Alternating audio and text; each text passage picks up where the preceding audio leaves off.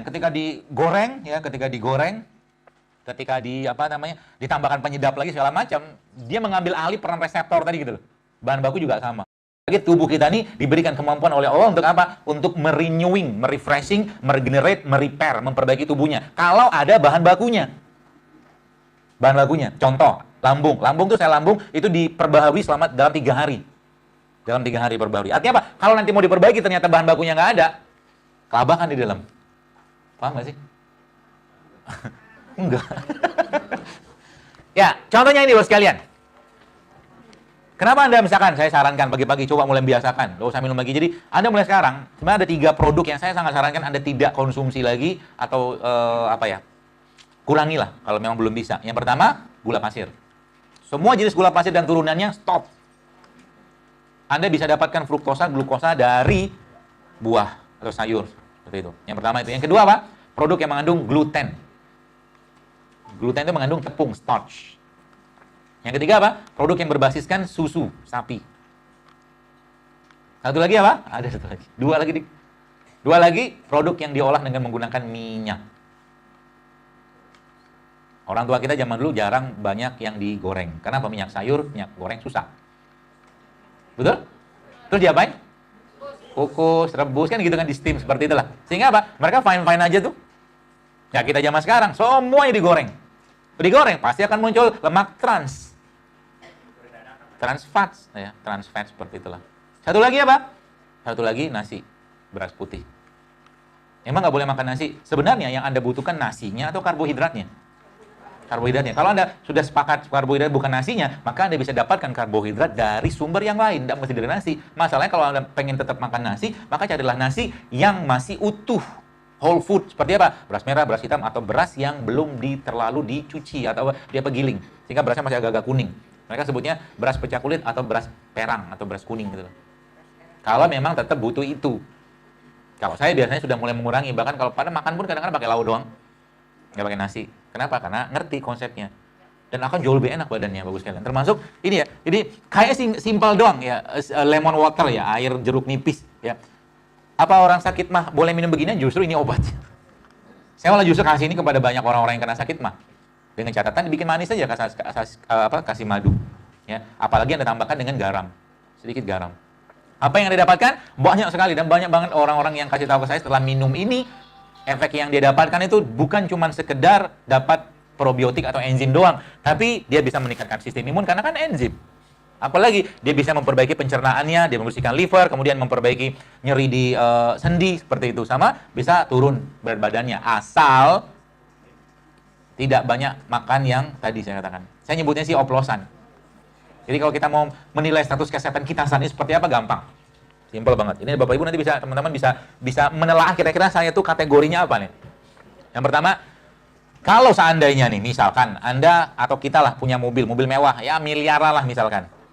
Pertanyaannya kalau mobil ini kita milikin, bahan bakar yang kita akan masukkan apa? Saya kasih pilihan, premium atau pertamax. Pertamax kan? Pertamax plus, kalau bisa mah aftur sekalian. Mobilnya miliaran lah gitu kan? Sederhana kok, tapi dari sini kita bisa nilai. Nah, kalau kita bandingkan ya, kondisinya adalah dengan badan kita. Kalau ditanya bahalan mana badan kita sama mobil tadi, semua akan menjawab bahalan badan kami, kan gitu. Pertanyaannya saya balik. Bahan bakar yang kita masukkan dalam tubuh kita apa? Saya kasih 3 pilihan, premium, pertamax, sama oplosan. Jujur aja deh. Oplosan kan? Kalau Anda mengatakan, wah saya pertamax, saya tanya berapa porsi sayur dan buah yang Anda makan tiap hari? Berapa banyak air Anda minum tiap hari? Gitu loh. Jadi kita bisa nilai dari situ, sehingga apa? Muncullah keluhan sebenarnya. Akhirnya tubuh kita tuh ngeluh. Ngeluh kenapa? Harusnya dia repairing, dia punya detox cleansing kalian sendiri, tapi kadang nggak ada bahan bakar. Kadang nggak ada bahan bakar. Itu kata kuncinya. Ya. Jadi mulai sekarang perbaikilah itu semua ya. Ini beberapa tips sebenarnya ya. Tapi ini agak-agak ini aja deh. Jadi kalau boleh saya katakan ini obat kita di sini. Obat kita tuh di sini. Ya. Dari mana? Dari buah dan sayuran. Kenapa? Saya pribadi tipikal yang tidak mengkultuskan herbal. Kenapa? Karena ngerti bahwa yang namanya herbal atau tumbuhan, semua yang Allah ciptakan di atas tanahnya, kena sinar matahari, pasti dia berpasangan. Dan menariknya lagi ternyata, semua ikatan-ikatan gen dalam tubuh kita itu berada pada kondisi alkali yang sangat tinggi, yaitu pH di atas 9-10. Itu ada jurnalnya, ada penelitiannya. Ya. Apa imbasnya nanti saya jelaskan, bagaimana Anda bisa memperbaiki itu semua. Sehingga nanti secara pada tingkat gen pun kita bisa perbaiki itu. Ya, jadi obat itu seperti apa? Ya sesuatu. Jadi gini, konsepnya kita memang bukan ngobatin, tapi kita mengembalikan keseimbangan. Baik, teman-teman mungkin tahu ada satu jenis obat kolesterol namanya statin. Tahu?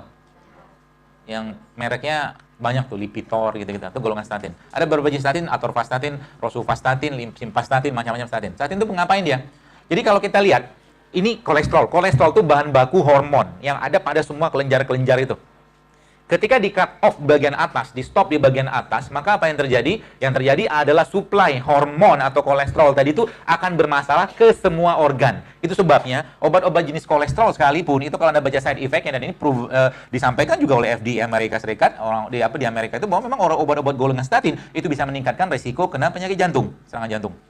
Kenapa? Karena dia meng-cut off ya jalur hormon yang harusnya disuplai dengan si kolesterol tadi gitu. Solusinya gimana? Kembalikan, jangan musuhin kolesterolnya. Beneran kolesterol dengan cara apa? Bantu dengan puasa, kasih kolesterol yang baik sehingga dia bisa balance lagi. Simple sebenarnya. Kolesterol yang baik contohnya apa? Yang the best yang boleh saya katakan adalah medium unsaturated fatty acid atau MUFA. MUFA itu mengandung omega 9. Ada di mana? Zaitun. Zaitun. Di mana lagi? Ada di alpukat. Salah satunya. Di mana lagi? Ada di VCO. Jadi pola pikirnya gitu-gitu. Jadi Anda memberikan herbal itu pun nanti cuma sekedar tambahan. Tapi yang Anda kerjakan adalah Anda mendetok tubuhnya sendiri dengan cara apa? Dengan cara menyuplai bahan baku yang bagus untuknya dan mengikuti bagaimana pola Nabi. Pola Nabi seperti apa? Salah satu tadi saya katakan, tidak terlalu banyak makan. Jelas ya? Nah, kita lihat ini. Jadi Anda bisa bayangkan, ada rambut. Rambut itu dia akan tumbuh ya. Ini average life. Jadi dia mulai berganti gitu sesuai dengan jadwal ini gitu kan. Misalkan kita lihat apa ya? Liver itu 300 sampai 500 hari ya, intestinal epithelial cell. Jadi ini intestinal itu usus. Dia akan diubah atau mungkin diganti selama 5 hari. Pertanyaannya, mau ganti kayak apa kalau seandainya bahan bakunya bermasalah gitu. Sekarang Anda akan mulai paham kenapa sekarang banyak kasus autoimun. Banyak lupus, artritis reumatoid segala macam. Gara-gara apa? Gara-gara untuk mengganti mereka ini sel-sel yang rusak tadi, tubuh tidak punya bahan baku. Tubuh nggak punya bahan baku gara-gara apa? Gara-gara manusianya nyampah tiap hari. Kebayang ya? Seperti itu. Ya. Jadi real medicines come from the earth. Jadi obat yang benar tuh ada di alam, bukan dari lab. Begitu. Ya. Sudah Allah tumbuhkan. Yang tumbuh di tanahnya Allah, dapat sinar mataharinya Allah, itulah obat sebenarnya. Dan mereka semuanya berpasangan. Mereka semua berpasangan. Jadi kalau kita lihat di sini misalkan ini salah satu contoh. Ini daging itu 400 kalori di segini nih. Nggak penuh lambungnya, cuma sudah cukup berat. Tapi kalau 400 kalori vegetable, sayur udah penuh, Pak Bu. Jadi Anda udah kenyang duluan sama sayurnya. Apa yang terjadi? Karena dia full serat, full enzim, full vitamin semua, dia akan memperbaiki dia akan menjadi bahan baku ke tubuh kita tadi gitu lah. Meskipun tidak ada penelitian, tapi mungkin ini cukup unik kalau mungkin kita lihat. Bapak Ibu tahu, masih tahu lah, singa. Singa makannya apa? Daging. Kenapa makan daging? Karena gigi taringnya banyak kan gitu. Manusia, giginya berapa? 32. Taringnya berapa? Sisanya? Baru nih 2. Sisanya 28, gigi seri sama gigi geraham. 28 gigi serinya, 28 adalah gigi seri dan gigi geraham. Gigi seri sama geraham fungsinya apa? Untuk mengunyah, mencampur, mengaduk, mengolah. Yang diolah, dicampur, diaduk seperti apa? Pastinya bukan sesuatu yang berasal dari hewan. Betul? Sebulan nabati.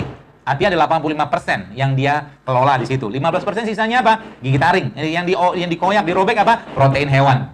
Artinya ada perbandingan 85% sampai 15% dibanding 15%. Artinya apa? Kalau kita melihat pada keunikan ini sebenarnya, kita tuh nggak boleh sering-sering makan daging tiap hari.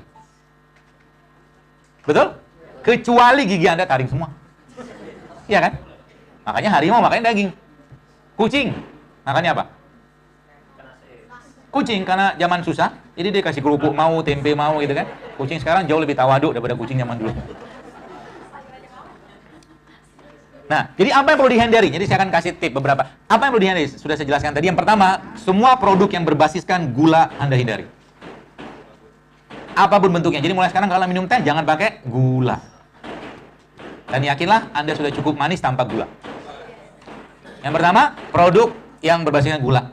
Contohnya apa? Itu di meja. Ada tepungnya? Ada. Ada gulanya? Ada. Ada minyaknya? Komplit. Tapi sunnahnya di depan makanan kita nggak boleh menghina. Nabi itu kalau mau makan, makan aja.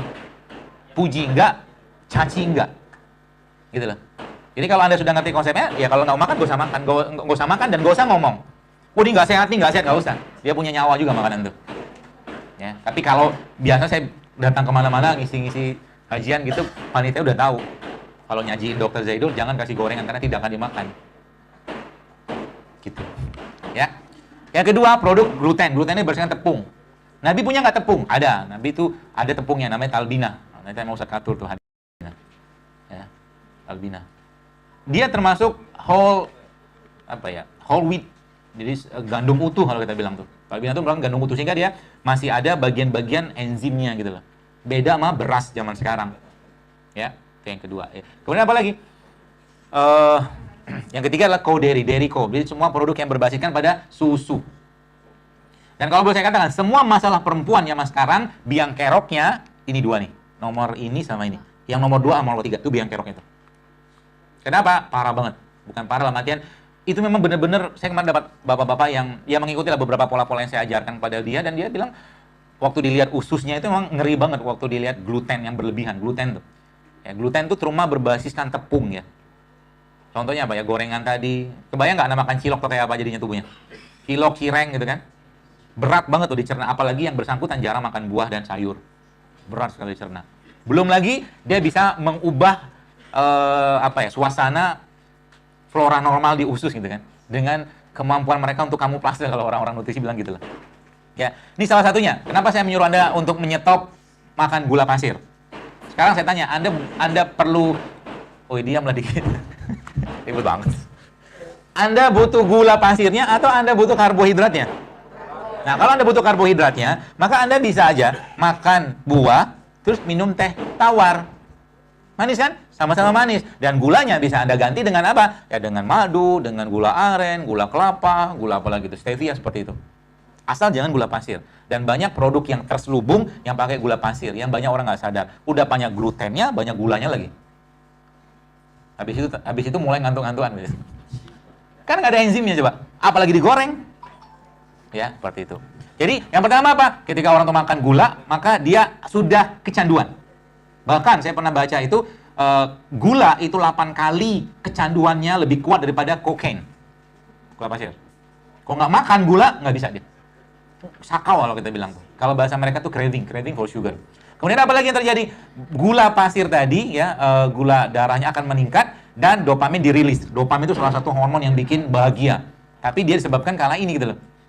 Kemudian apa yang selanjutnya terjadi adalah terjadi peningkatan insulin, ya, yang menyebabkan ketika insulin naik maka dimasukkanlah si fat tadi ke dalam tempat penyimpanan yang biasa di liver. Makanya kalau bahasanya itu it's not fat that makes you fat, but it's sugar. Bukan lemak yang membuat kita berlemak, tapi gula.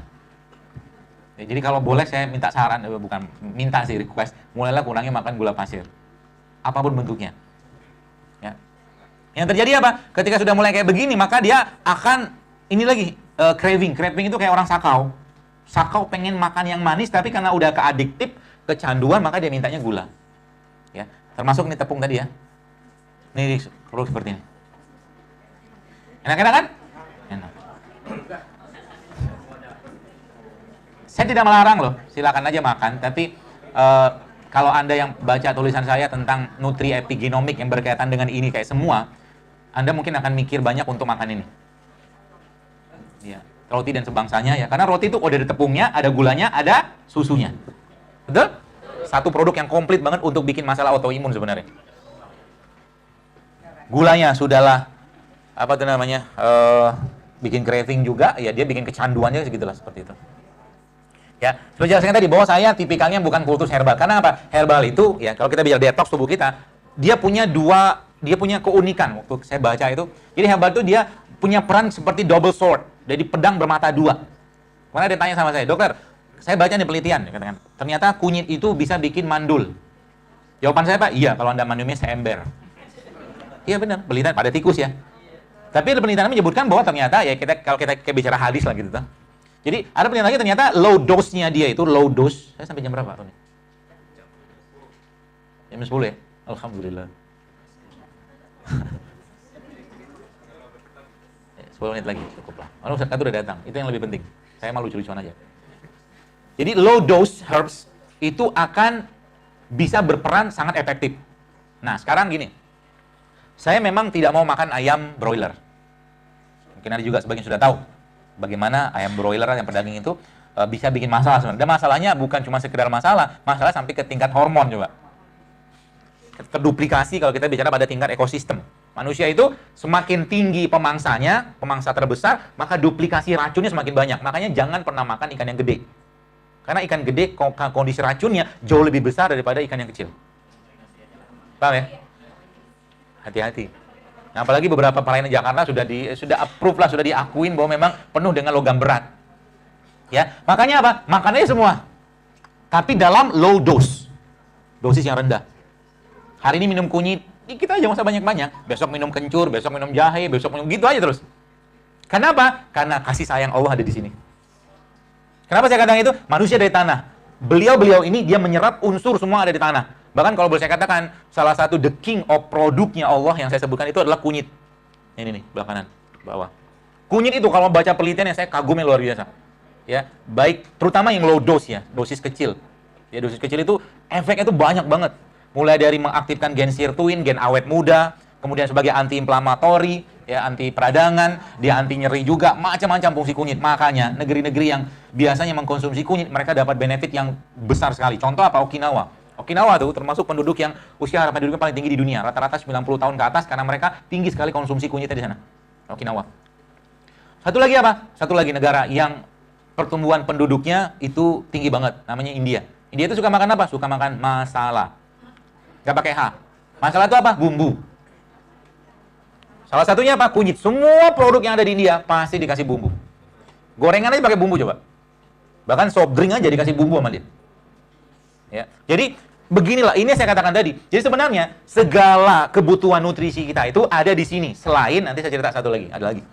Fungsinya apa? Dia bukan fungsi cuma sekedar fungsi batuk, bukan, dia menyeimbangkan kondisi dia tadi, mendetoks segala macam. Catatannya apa? Jangan banyak makan. Jadi tubuhnya terus-menerus berada dalam kondisi detox. Ya, seperti itu. Dan bagaimana Nabi mengajarkan kepada kita semua? Ini proses namanya difusi osmosis. Difusi itu perpindahan larutan dari larutan yang lebih pekat ke larutan yang lebih cair gitu loh. Bagus nggak prosesnya? Bagus. Makanya kalau Anda pernah baca tulisan saya, kalau makan buah itu makanlah sama kulitnya, sama bijinya, sama semuanya. Emang bisa? Bisa. Caranya gimana? Caranya cemplungin buah itu dalam air. Maka akan terjadi proses difusi dan osmosis itu, dan semua bahan yang ada pada buah tadi akan larut dalam air tadi. Dan itu diajarkan Nabi ya dengan satu konsep namanya nabis, air rendaman kurma itu. Makanya Anda minum nabis itu kan makan biji kurma juga kan? Karena kurma cemplungin situ. Dengan konsep seperti itu, maka seluruh kebutuhan nutrisi atau seluruh bahan nutrisi yang ada pada buah dan sayur tadi itu akan terserap semua dalam airnya. Dan itulah konsep yang, salah satu konsep terbaik itu konsep fermentasi. Konsep fermentasi. Kenapa jadi fermentasi? Karena buah ketemu air, atau gula ketemu air, pasti fermentasi. Dan fermentasi is the king of probiotik. Fermentasi. Probiotik itu kuncinya adalah pada fermentasi. Ya, salah satunya ya. Jadi bagaimana caranya kita membuat probiotik sini? Gampang sebenarnya. Semua, tapi tidak boleh banyak-banyak karena kalori lagi. Jadi Anda kalau makan buah, contoh misalkan Anda makan apel atau pepaya, saya biasa suka pepaya tuh. Pepaya saya potong-potong terus saya kasih sedikit saja madu. Sedikit saja. Itu akan jadi probiotik yang sebenarnya kalau Anda makan begitu udah bisa kenyang sampai sore. Kenyang karena dia akan membongkar lagi cadangan-cadangan energi yang ada pada tubuh kita. Dan kalau boleh saya katakan salah satu kemahamurahannya Allah, adalah gini. Contoh gini Pak Buselem, saya suruh Anda, sebelah ada manusia sakit. Sakitnya itu perlu makan 10 jenis daun dari 10 jenis pohon setiap hari. Sulit nggak? Sulit. Sulit kan? Pasti sulit lah. Gak usah khawatir. Allah sudah punya teknologinya. Teknologi Allah, dia benamkan dalam satu makhluk ciptaannya namanya lebah. Sehingga lebah itu fungsinya ngapain? Diambil, diwahyukan sama dia, diambil saripati, bla bla bla tadi, dimakanlah oleh manusia. Dan memang lebah itu didesain untuk menciptakan atau membuat madu untuk manusia. Maka di dalam madu itulah terdapat kasih sayangnya Allah. Bahasanya gitu. Apalagi ya, jadi madu berapa banyak minumnya? Nggak usah banyak-banyak, saat itu 1 sendok, 2 sendok, gitu-gitu aja. Tapi rutin. Karena asam amino di situ, protein di situ, enzim di situ, ya, probiotik semua ada di situ. Ya. Apa saja misalkan, saya senang banget tuh ada di, kan mau dikasih ke pembicara kayaknya tuh. Bingkisannya, kayaknya. Saya berhusnuzon, iya. Ada itu tuh, ada sarang lebah. Senang lebah. Itu sebenarnya sehat. Sepertinya sehat-sehat semua. Apalagi, tadi mungkin saya lupa, saya belum jelasin ini. Nih, kenapa Nabi SAW atau apa hikmah Nabi itu kalau makan kurma sama semangka? Ternyata ikatan besi yang ada pada kurma itu akan optimal banget fungsinya ketika dia bercampur atau terikat dengan vitamin C. Jadi makanya Nabi makan kurma sama semangka. Kalau nggak ada semangka, Anda minum jeruk aja, minum jeruk atau makan jeruk. Maka besi tadi, dan nggak boleh berlebihan juga. Kurma boleh nggak makan? Boleh, tapi jangan sekilo sehari. 7 butir udah cukup. Jadi apa-apa yang Nabi sampaikan atau Allah sampaikan dan ada janji di situ, minta janji itu sama Allah.